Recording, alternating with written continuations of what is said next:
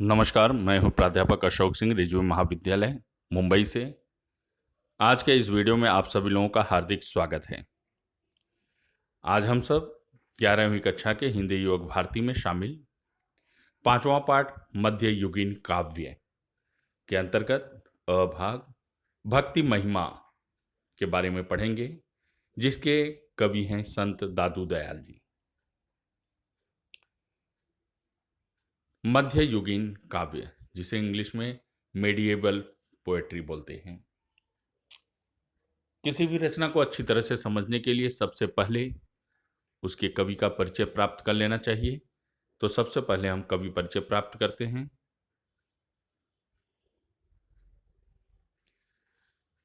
कवि परिचय। संत दादू दयाल का जन्म 1544 को अहमदाबाद, गुजरात में हुआ। इनके गुरु का नाम बुड्ढन था। प्रारंभिक दिन अहमदाबाद में व्यतीत करने के पश्चात सांभर, राजस्थान में इन्होंने जिस संप्रदाय की स्थापना की वह आगे चलकर दादू पंथ के नाम से विख्यात हुआ।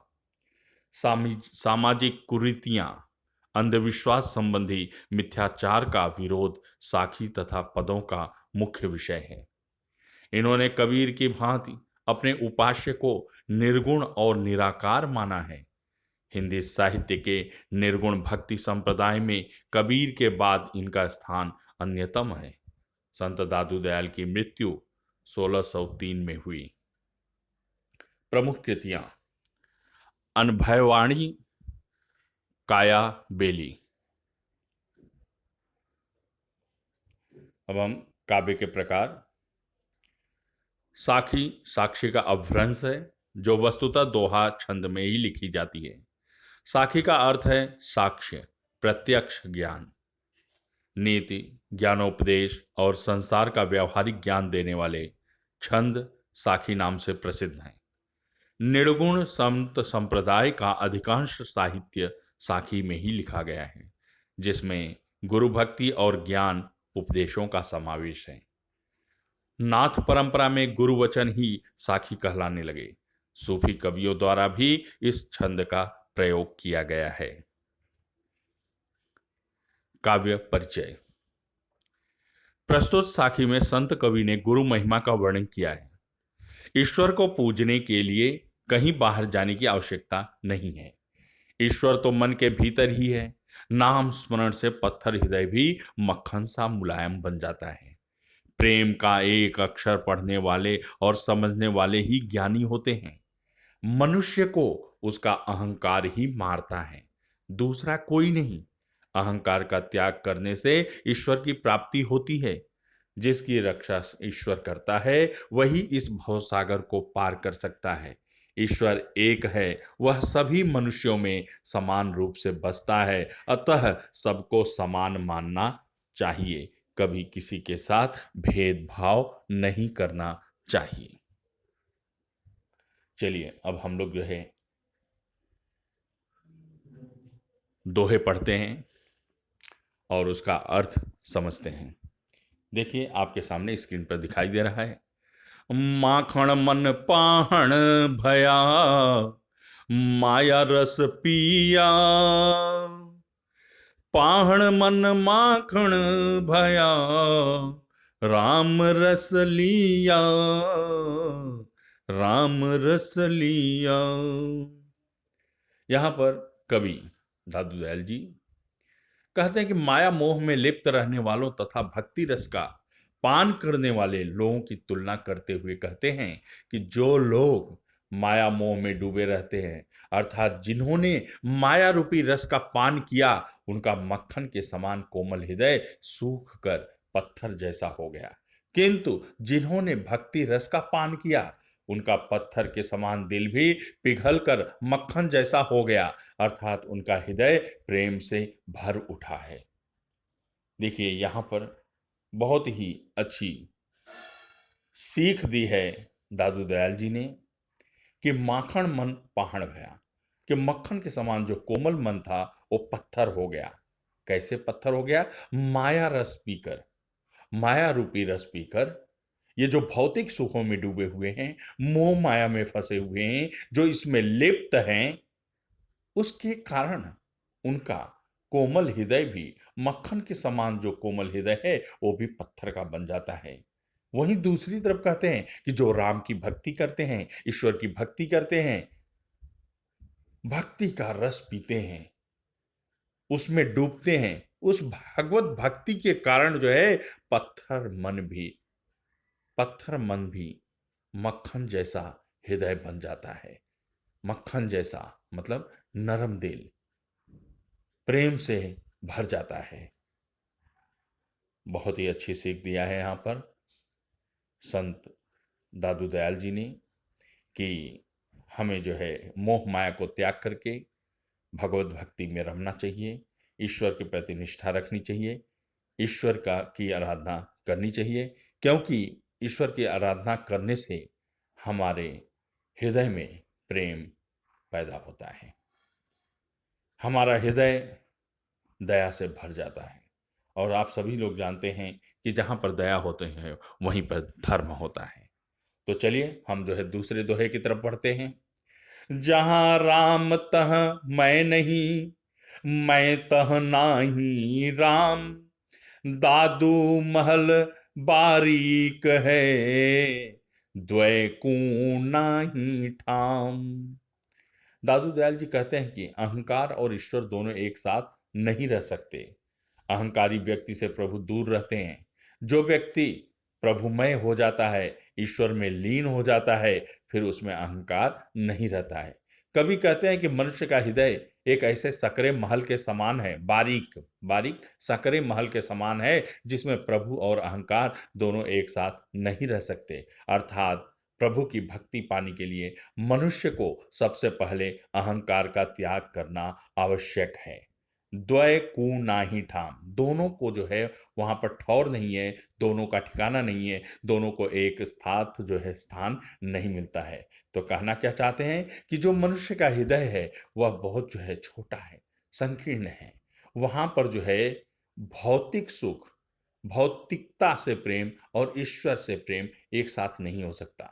या तो मनुष्य के अंदर अहंकार होगा या ईश्वर भक्ति होगी। जिसके अंदर अहंकार होगा उसके अंदर ईश्वर भक्ति नहीं होगी, और जिसके अंदर ईश्वर भक्ति होगी उसमें अहंकार नहीं होगा। इसलिए अहंकार का त्याग करके हमें ईश्वर भक्ति में रम जाना चाहिए।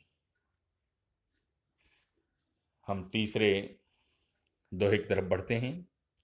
दादू गावै सुरति सौ, वाणी बाजय ताल, यहु मन नाचहि प्रेम सो, आ गहि दीन दयाल।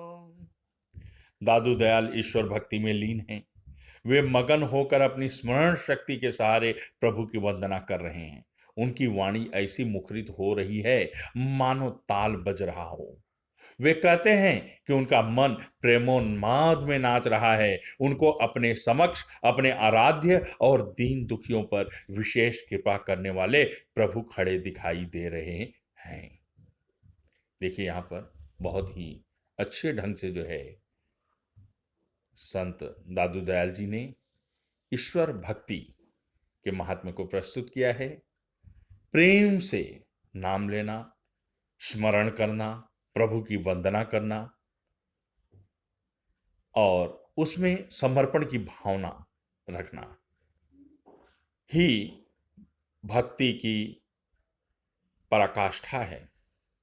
जब तक हम उसमें पूरी तरह से तल्लीन हो करके अपने आप को समर्पित नहीं कर देते, तब तक हमें ईश्वर की कृपा दृष्टि प्राप्त नहीं होती है। अतः यहां पर जो है जब हम जो है पूरी तरह से ईश्वर की भक्ति में लीन होते हैं, उनकी प्रेम में डूब जाते हैं, तब जाकर के हमें जो है उनका साक्षात्कार होता है, उनका दर्शन होता है, उनकी कृपा दृष्टि प्राप्त होती है। अगला दोहा।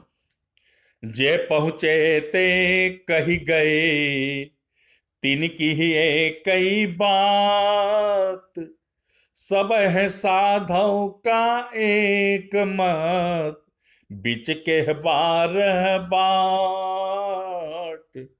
दादू दयाल कहते हैं कि जो पहुंचे हुए लोग हैं, अर्थात जिन लोगों ने भक्ति के सहारे भव सागर पार कर लिया है, उन सब का केवल यही कहना है कि भक्ति का सहारा लेकर ही भव सागर को पार किया जा सकता है।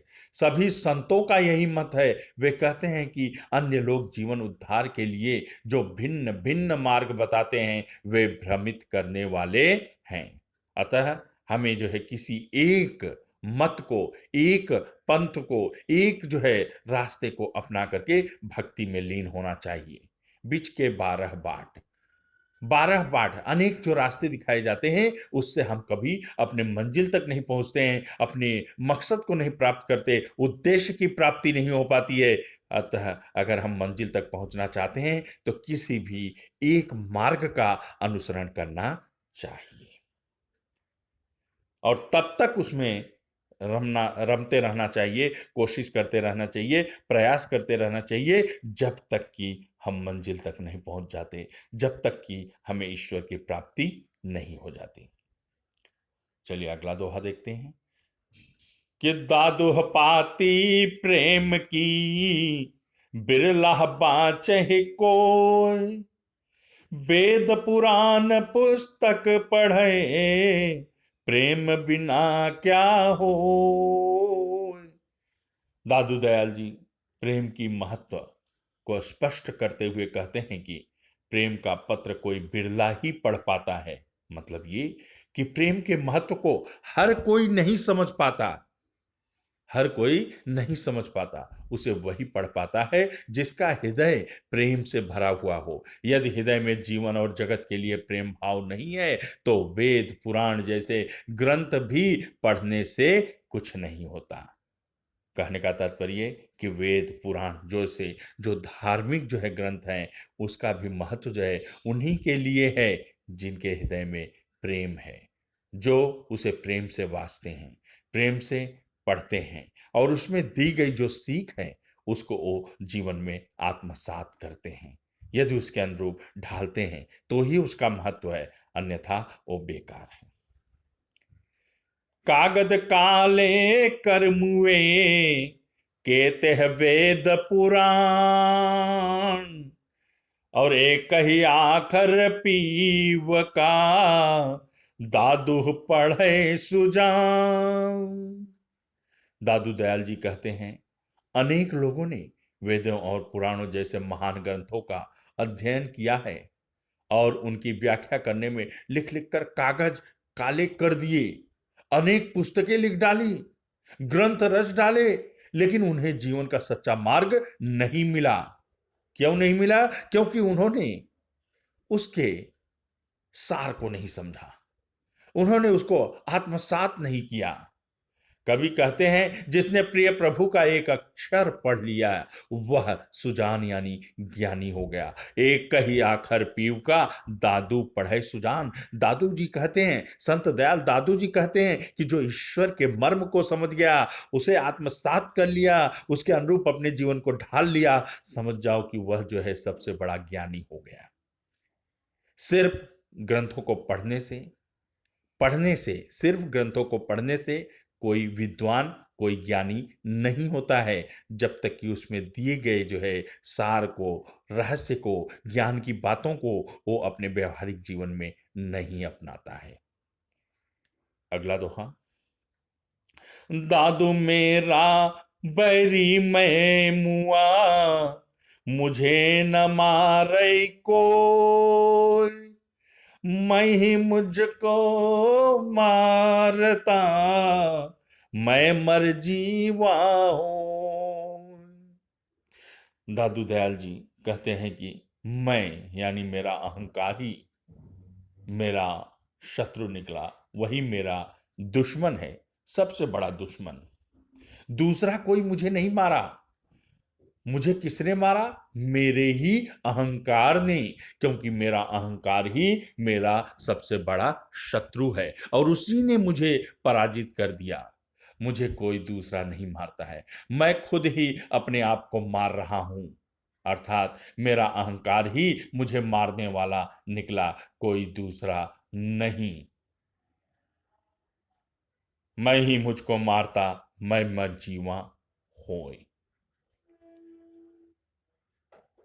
तो यहां पर जो है कहते हैं कि स्वयं अहंकार को मारने जा रहा हूं और इसके मरते ही मैं मरे हुए से फिर जी उठूंगा। मैं मर जीवा बन जाऊंगा। मर जीवा बन जाऊंगा मतलब मर के फिर से जीवित हो जाऊंगा। अगला दोहा। जिनकी रक्षा तू करे ते उबरे करतार, और जे तही छाड़े हाथ थे ते डूबे संसार। कवि सर्वशक्तिमान प्रभु को संबोधित करते हुए कहते हैं कि हे प्रभु, जिसकी रक्षा तू करता है वही संसार सागर को, भव सागर को पार कर पाता है, और जिसका हाथ तू छोड़ देता है वे भव सागर में डूब जाते हैं। अर्थात जिस पर तेरी कृपा होती है वे ही सफल हो पाते हैं। अर्थात ईश्वर की कृपा से ही मनुष्य इस भवसागर से पार होता है, और जिस पर ईश्वर की कृपा नहीं होती है वह मनुष्य इस संसार में ही डूब जाता है। मतलब उसका बेड़ा पार नहीं होता, उसे कभी मोक्ष की प्राप्ति नहीं होती है। काहे को दुख दीजिए साई है सब माई, दादू है कहीं आत्मा दूजा कोई नाय। दादू दयाल जी कहते हैं, हे मूर्ख, हे ना समझ, तू किसी को क्यों दुख देता है? तू दूसरों को क्यों दुख देता है? ये तो साईं ईश्वर जो है वो सब में है। प्रभु तो सभी के अंदर विद्यमान है, सभी में मौजूद हैं। सभी की आत्मा एक है। आत्मा ही परमात्मा है। परमात्मा के अलावा यहां दूसरा कोई नहीं है। दादू है एक ही आत्मा दूजा कोई ना। कि मतलब जो है, जो आत्मा है जिसे हम जीवात्मा कहते हैं वह जो है परमात्मा का ही अंश है। यहाँ पर उससे अलग किसी का कोई अस्तित्व नहीं है। परमात्मा के अलावा यहाँ दूसरा कोई नहीं है, इसलिए अपने आप को भिन्न नहीं समझना चाहिए। बहुत ही अच्छी सीख दिया है दादू जी ने। चलिए हम अंतिम दोहा पढ़ते हैं। दादू इस संसार में ये दो रतन अमोल, एक साईं एक संत जन, इनका मोल न तोल। दादू दयाल जी कहते हैं कि संसार में केवल दो ही अनमोल हैं, तो अनमोल रत्न हैं। कौन कौन? इनमें एक रत्न स्वयं प्रभु हैं, ईश्वर हैं, और दूसरा रत्न जो है प्रभु की आराधना आराधना करने वाले संत जन, साधु जन। ये दोनों रत्न अनमोल हैं। इन्हें न खरीदा जा सकता है और न तोला जा सकता है। एक साईं एक संत जन, इनका मोल न तोल। कि जो साईं हैं, जो स्वयं ईश्वर हैं, और जो उनका भक्त है, साधु हैं, संत लोग हैं, उनका कोई मोल नहीं है। उनके मूल्य को, उनके महत्व को आंका नहीं जा सकता। अतः इस तरह से ज्ञान देने वाली बातें, सीख जो है दादू दयाल जी ने प्रस्तुत किया है। निर्गुण भक्ति ज्ञानशयी शाखा के ये प्रमुख कवि माने जाते हैं, और यहाँ पर जो है प्रस्तुत काव्य में इन्होंने अपनी साखियों के माध्यम से ईश्वर महिमा, ईश्वर भक्ति तथा अहंकार और प्रेम जैसे विषयों को सीधे साधे ढंग से अत्यंत सरल शब्दों में प्रस्तुत किया है, जिसके बारे में हमने पढ़ा। और उम्मीद करता हूँ कि सभी को जो है अच्छी तरह से समझ में आ गया होगा। वहाँ पर पाहड़ जो है कठिन शब्द था, जिसका अर्थ था पत्थर। सुरति मतलब याद करना, स्मरण करना। बाँचे पढ़ना, मरजीवा जीवित होते हुए भी मरा हुआ, लेकिन मर करके फिर जीवित हो जाना, मरजीवा। और करतार सृष्टिकर्ता, रक्षा रक्षा करना। अब हम चलिए स्वाध्याय देख लेते हैं। पाठ्य पुस्तिका में देखिए सूचनाओं के अनुसार कृतियां पूर्ण करने के लिए दिया गया है। पृष्ठ क्रमांक 20 पर जो दोहे दिए गए हैं, पहले 5 दोहे में से। यहां पर अंतर स्पष्ट करने के लिए माया रस और राम रस। तो देखिए, माया रस में क्या है, मक्खन जैसा मन पत्थर जैसा हो जाता है, और राम रस पत्थर जैसा मन मक्खन जैसा हो जाता है।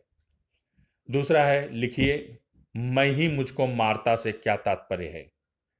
मैं ही मुझको मारता से क्या तात्पर्य है, कि मतलब मैं ही अपने आप को मारता हूं, मेरा अहंकार ही मुझे मारता है, वही मेरा सबसे बड़ा दुश्मन है, दूसरा कोई मुझे नहीं मारता है। देखिए, यहाँ वहाँ ये नहीं होते जहाँ राम होते हैं और जहाँ मैं होता है।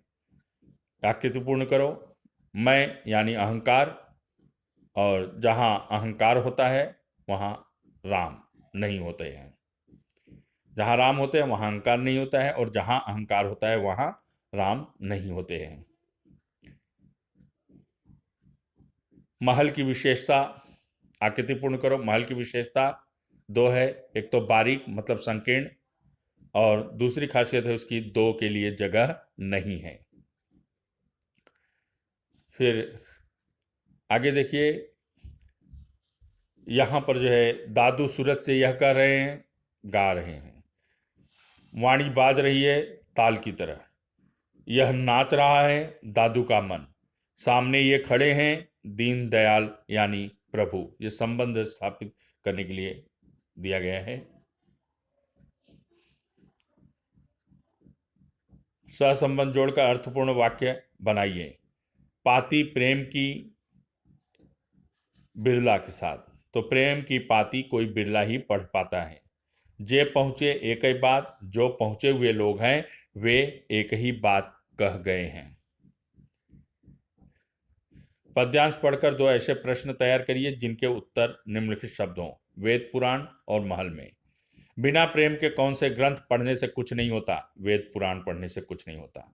किसमें 2 के लिए जगह नहीं है। महल में, अर्थात हृदय में। संत दादू के मतानुसार ईश्वर और मैं दोनों एक साथ नहीं रह सकते। इस आशय को व्यक्त करने वाली पंक्तियां ढूंढकर उनका भावार्थ लिखिए। संत दादू दयाल ईश्वर और मैं दोनों एक साथ नहीं रह सकते हैं। यह बात जहां राम तह मैं नहीं और मैं तह नाही राम, दादू महल बारीक है द्वैको नाही ठाम, इस साखी में कहते हैं। संत दयाल का कहना है कि अहंकार करने वाले व्यक्ति से ईश्वर सदा दूर रहता है। जो व्यक्ति ईश्वर की भक्ति पाना चाहता है उसे सबसे पहले अपने अहंकार का त्याग करना होता है। जैसे एक म्यान में केवल एक ही तलवार रखी जा सकती है, उसमें दूसरी तलवार नहीं रखी जा सकती, उसी तरह अहंकार और ईश्वर दोनों एक म्यान में नहीं समा सकते। प्रभु को पाने के लिए अहंकार रहित होना पड़ता है। जो व्यक्ति अहंकार से दूर हो जाता है, प्रभु स्वयं उसके हृदय में वास करने लगते हैं और वह प्रभुमय हो जाता है। उसे ईश्वर की प्राप्ति हो जाती है, ईश्वर की कृपा मिल जाती है। अहंकार मनुष्य का सबसे बड़ा शत्रु है। इस उक्ति पर अपने विचार लिखिए। मनुष्य के अंदर सद और असत मतलब सत्य और असत्य 2 वृत्तियां होती हैं, सच और झूठ। सत का अर्थ है अच्छा और असत का अर्थ है जो अच्छा ना हो, मतलब झूठा या बुरा। अहंकार मनुष्य की बुरी वृत्ति है। अहंकारी मनुष्य को अच्छे और बुरे का विवेक नहीं होता। वह अपने घमंड में चूर रहता है और अपना भला बुरा भी भूल जाता है। अहंकारी मनुष्य को अपनी गलती का एहसास तब होता है जब उसकी की गई गलतियों का परिणाम उसके सामने आता है। अहंकार का परिणाम बहुत बुरा होता है। इसके कारण बड़े बड़े ज्ञानी पुरुषों को भी मुंह की खानी पड़ती है। रावण जैसा महाज्ञानी पंडित भी अपने अहंकार के कारण अपने कुल परिवार सहित नष्ट हो गया। अहंकार मनुष्य का सबसे बड़ा शत्रु और उसकी मंजिल है दारुण दुख। इसलिए मनुष्य को अहंकार का मार्ग त्याग कर प्रेम और सद्गुण का मार्ग अपनाना चाहिए। अहंकार से हमेशा दुख ही दुख मिलता है। पृष्ठ क्रमांक 20, दोहा क्रमांक 6 से 10। पाठ्यांश में प्रयुक्त हिंदुओं के 2 महान ग्रंथ वेद और पुराण। कागज काले किए यानी व्याख्यात्मक ग्रंथ लिखे। वह इससे सुजान हो गया जिसने प्रिय प्रभु का एक अक्षर पढ़ लिया। मेरा बैरी मैं में मैं का अर्थ मैं यानी अहंकार, कवि ने अपने को यह कहा, मरजीवा। उबरे डूबे, वे इसलिए उबरे क्योंकि सृष्टिकर्ता ने उनकी रक्षा की, और वे इसलिए डूबे क्योंकि जिन्हें सृष्टिकर्ता ने हाथ से छोड़ दिया। किसी को दुख न देने का आधार सबके अंदर प्रभु है, सबकी आत्मा एक है। किसी को भी दुख देना प्रभु को दुख देना है। संसार के दो अमूल्य रत्न, साईं यानी प्रभु, दूसरा संत जन यानी सज्जन लोग। सबके अंदर साईं है, इसलिए तू क्यों किसी को दुख देता है। फिर दादू दयाल जी के अनुसार मनुष्य का सबसे बड़ा दुश्मन मैं अर्थात उसका अहंकार है। अपने अहंकार के कारण मनुष्य का विवेक खत्म हो जाता है और उसे नष्ट होते देर नहीं लगती। इस तरह मनुष्य को मारने वाला उसका अपना ही अहंकार है। कवि ने इन पंक्तियों में यही बात कही है। इन पंक्तियों में यही बात कही है। जिनकी रक्षा तू करे ते उबरे करतार, इस पंक्ति का भाव स्पष्ट कीजिए। संत दादू दयाल को सर्वशक्तिमान प्रभु पर अटूट विश्वास है। वे कहते हैं जिसकी रक्षा प्रभु करते हैं वह भवसागर पार कर लेता है, उसका कोई भी बाल बांका नहीं कर सकता। प्रभु की शक्ति का आर पार नहीं है, कोई ओर छोर नहीं है। प्रहलाद के पिता हिरण्यकश्यप ने प्रहलाद को होलिका की गोद में बिठाकर आग को समर्पित कर दिया था, तो उनकी रक्षा प्रभु ने की थी। होलिका को आग में न जलने का वरदान था, इसके बावजूद होलिका जलकर भस्म हो गई और प्रहलाद को आंच भी नहीं आई। इस तरह से प्रभु की शक्ति जो है ही उनका प्रताप है, और जो उसमें जो है पूरा विश्वास रखता है, जो उसमें जो है निष्ठा की भावना रखता है, बेशक जो है ईश्वर उसको उबारते हैं, उसकी रक्षा करते हैं। संत दादू के मतानुसार ईश्वर सब में है, इस आशय को व्यक्त करने वाली पंक्तियां ढूंढकर उनका भावार्थ स्पष्ट कीजिए। काहे को दुख दीजिए, साई है सब माही, दादू एक है आत्मा, दूजा कोई नाही। पंक्तियों में ईश्वर को घट घट में व्याप्त बताया गया है। वे कहते हैं कि हर व्यक्ति में ईश्वर का अंश होता है। सबकी आत्मा एक ही है, इसमें ईश्वर विद्यमान होते हैं, उसमें परमात्मा के अतिरिक्त दूसरा कोई नहीं होता। इसलिए कोई व्यक्ति यदि किसी व्यक्ति को कष्ट देता है, उसे पीड़ित करता है, तो वह उस व्यक्ति का नहीं बल्कि अपने स्वामी प्रभु का ही अपमान करता है। इसलिए हमें किसी भी व्यक्ति को कभी दुख नहीं देना चाहिए। प्रेम और स्नेह मनुष्य जीवन का आधार है। इस संदर्भ में अपने विचार लिखिए। प्रेम और स्नेह से बढ़कर इस संसार में मनुष्य के लिए और कोई अच्छी बात नहीं हो सकती। जीवन को तनाव रहित और सामान्य बनाए रखने में प्रेम और स्नेह महत्वपूर्ण भूमिका निभाते हैं। सभी मनुष्य एक ही ईश्वर की संतान हैं, सब में ईश्वर का अंश होता है। इसलिए हमें सबके साथ प्रेमपूर्ण व्यवहार करना चाहिए। प्रेमपूर्ण व्यवहार से शत्रु भी मित्र बन जाते हैं। जन्म से न कोई किसी का मित्र होता है, न कोई किसी का शत्रु। हम अपने प्रेम और स्नेह से ही किसी से नजदीकी अथवा दूरी बनाते हैं, अर्थात किसी से प्रेम करने लगते हैं या किसी से नफरत करने लगते हैं। अनेक संतों और विद्वानों ने प्रेम की महत्ता बताई है और हमें प्रेम से रहने की शिक्षा दी है। संत कबीर कहते हैं, पोथी पढ़ पढ़ जग मुआ, पंडित भयानक होय, और ढाई आखर प्रेम का, पढ़े सो पंडित होय। इस तरह प्रेम और स्नेह सुख चैन से शांतिपूर्ण जीवन जीने का आधार है।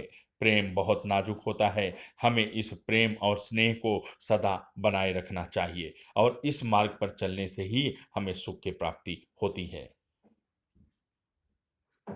ईश्वर भक्ति तथा प्रेम के आधार पर साखी के प्रथम 6 पदों का रसास्वादन कीजिए।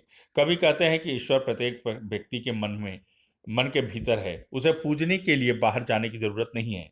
दादू दयाल माया मोह को त्यागने और प्रभु राम की भक्ति करने का आह्वान करते हैं। उन्होंने माया मोह में लिप्त लोगों के दिल को पत्थर के समान तथा राम की भक्ति में लीन लोगों के दिल को मक्खन के समान कोमल कहा है। वे सच्चे मन से ईश्वर की भक्ति के समर्थक हैं। वे ईश्वर की भक्ति के लिए साधक को अपना अहंकार त्यागना आवश्यक मानते हैं। दादू दयाल की भक्ति ईश्वर में लीन होकर अपना अस्तित्व मिटा देने वाली भक्ति है। वे ईश्वर के गुण गाते हैं और मस्त होकर नाचते हुए ईश्वर को अपने समक्ष प्रत्यक्ष खड़े हुए पाते हैं। दादू दयाल की ईश्वर भक्ति में अटूट श्रद्धा है। वे ईश्वर भक्ति को भवसागर पार करने का एकमात्र साधन मानते हैं, इसलिए ईश्वर भक्ति अवश्य करना चाहिए। प्रेम के बारे में दादू दयाल का कहना है, प्रेम को समझना बहुत मुश्किल है, कोई कोई ही इसे समझ पाता है। वेद पुराण आदि ग्रंथों को पढ़कर उसे नहीं समझा जा सकता। वेदों और पुराणों में ज्ञान का विपुल भंडार बढ़ा हुआ है, पर दादू जैसा ज्ञानी तो उसमें एक ही अक्षर पढ़ता है, और वह अक्षर है प्रेम। दादू दयाल ने ईश्वर भक्ति और प्रेम की बातों को इन बातों को बहुत सीधे साधे ढंग से अपनी सदुक्कड़ी भाषा में अत्यंत सरल ढंग से प्रस्तुत किया है। उन्होंने ईश्वर भक्ति और प्रेम संबंधी अपने विचारों को साखियों अर्थात दोहा छंद में ज्ञानोपदेश के रूप में प्रस्तुत किया है। दादू दयाल ने सीधे साधे ढंग से अपनी सदुकड़ी भाषा में अपने विचारों को अत्यंत सरल ढंग से प्रस्तुत किया है। अपनी बातें कहने के लिए उन्होंने साखी अर्थात दोहा छंद का प्रयोग किया है, जिसके माध्यम से उन्होंने गूढ़ बातें, रहस्यात्मक बातें, कठिन बातों को भी गिने चुने शब्दों में कह दिया। निर्गुण शाखा के संत कवि निर्गुण भक्ति शाखा दो उप शाखाओं में विभाजित है, एक ज्ञानाश्रयी शाखा और दूसरा प्रेम मार्गी शाखा। निर्गुण भक्ति ज्ञानश्रयी शाखा के प्रमुख कवि कबीर, रैदास, दादूदयाल, नानक तथा मालुकदास आदि हैं, और इन कवियों ने निर्गुण निराकार ईश्वर की उपासना पर जोर दिया है। इनकी भाषा सीधी साधी बोलचाल की भाषा है। संत दादू के साहित्यिक जीवन का मुख्य लक्ष्य संत दादू दयाल निर्गुण भक्ति शाखा की ज्ञानाश्रयी शाखा के प्रमुख कवि थे। दादू दयाल निर्गुण और निराकार प्रभु के उपासक थे, और उन्होंने निराकार ईश्वर की उपासना पर जोर दिया। उन्होंने जाति पाति, धार्मिक भेदभाव, सामाजिक कुरीतियों तथा अंधविश्वास संबंधी मिथ्याचारों का विरोध किया। इनकी भाषा सीधी सादी तथा अनेक बोलियों के मेल वाली है। इसे सद्दुक्कड़ी भाषा के नाम से जाना जाता है। आपके साहित्यिक जीवन का मुख्य लक्ष्य सामाजिक कुरीतियां और आडंबरों का खंडन करना और निर्गुण निराकार ईश्वर की उपासना करना है। देखिए, पाठ्यपुस्तिका में वाक्य शुद्ध करने के लिए दिया गया है। पृष्ठ क्रमांक जो है 22 पर 10 वाक्य हैं। बाबू साहब, ईश्वर के लिए मुझ पे दया कीजिए। यहाँ पर जो है बाबू का स्पेलिंग जो है गलत है, और पे पर होना चाहिए। तो बाबू साहब, ईश्वर के लिए मुझ पर दया कीजिए। दूसरा है, उसे तो मछुए पर दया करना चाहिए था। उसे तो उसे तुम्हारी उसे तो मछुए पर दया करना चाहिए था, करना का करनी, उसे तो मछुए पर दया करनी चाहिए थी। तीसरा, उसे तुम्हारे शक्ति पर विश्वास हो गया। उसे तुम्हारी शक्ति की स्पेलिंग गलत है, तुम्हारे का तुम्हारी हो जाएगी। उसे तुम्हारी शक्ति पर विश्वास हो गया। वह निर्भीक व्यक्ति देश में सुधार करता घूमता था। वह निर्भीक व्यक्ति, व्यक्ति की स्पेलिंग गलत है। वह निर्भीक व्यक्ति देश का सुधार करता घूमता था। मल्लिका ने देखी तो आंखें फटी रह गया। मल्लिका ने देखा तो आंखें फटी रह गई। यहां तक पहुंचते पहुंचते मार्च पर 12 अप्रैल लग जाएगी। मार्च अप्रैल तक यहां पहुंचते पहुंचते माड़ा लग जाएगा। हमारा तो सबसे प्रीति है, हमारी तो सबसे प्रीति है। तुम झूठे झूठे साबित होगा, तुम झूठे साबित होगे। तुमने दीपक जेब में क्यों रख लिया, तुमने दीपक जेब में क्यों रख लिए। इसकी काम आएगा, इसके काम आएगा। इस तरह से यहाँ पर वाक्य शुद्ध किया गया है। वाक्य शुद्धिकरण में लिंग, वचन, काल और स्पेलिंग वर्तनी पर ध्यान दिया जाता है। ये पाठ आप लोगों को अच्छी तरह से समझ में आ गया होगा। यदि कहीं पर कोई समस्या है, कोई कठिनाई है, तो आप नीचे कमेंट बॉक्स में कमेंट करके मुझे अवगत कराएं, और वीडियो को दोबारा देखें। निश्चित ही आपको समझ में आ जाएगा। बहुत बहुत धन्यवाद। मेरी शुभकामनाएं आप सबके साथ है। जय हिंद।